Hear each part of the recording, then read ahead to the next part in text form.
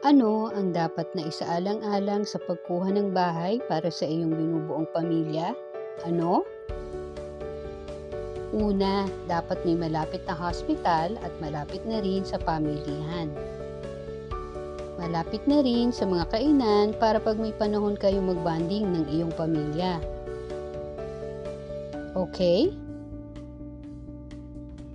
Malapit ka din sa drugstores para sa mga kailangan yung gamot para sa proteksyon nyo sa inyong kalusugan.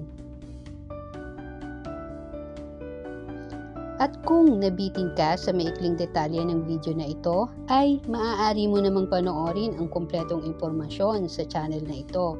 Like and share and subscribe ka na din.